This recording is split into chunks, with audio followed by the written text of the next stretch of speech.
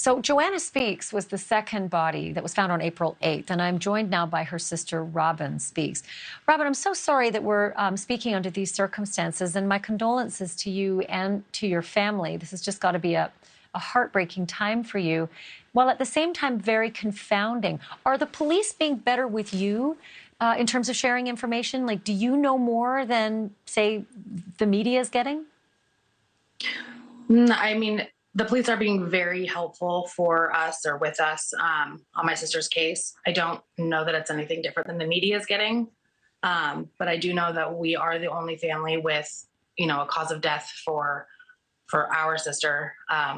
The other families don't have that yet, unfortunately. So we do. Do you feel as though the authorities are taking seriously the possibility of a serial killer targeting your sister and the others?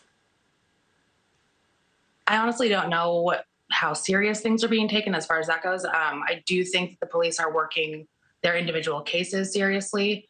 And I think that they are trying to make sure that, they keep the public from being too freaked out about a serial killer. But either way, women are dying, and now, the numbers are just rising. Sometimes, Robyn, families who are involved in situations like this, they launch sort of a parallel effort, either with private investigators or sort of a group think tank, just to try to, find out their own information and feed law enforcement who may be understaffed or may not necessarily believe these are connected.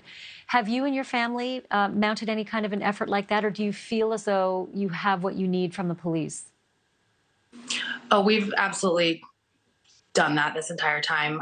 We have spoken to everybody we can. We've got, boots on the ground and made flyers. We are speaking with or reaching out to the families of the other women.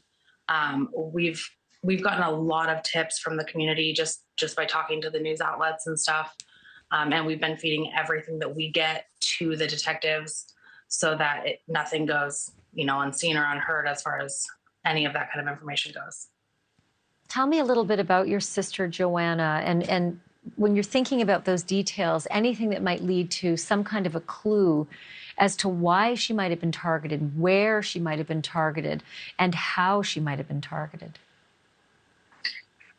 Well, she was fun and excited about life, and she was just a great person to be around.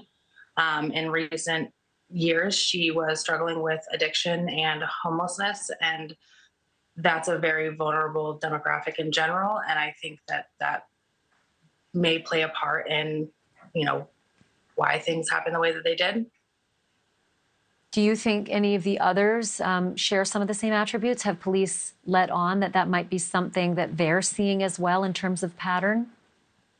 The police have not said anything, to us necessarily about that. We do know that some of the other girls do also, have that kind of demographic, and they're also there with that. So, right. And as you said, Robyn, that's a vulnerable, right? That's a vulnerable population that can often be targeted.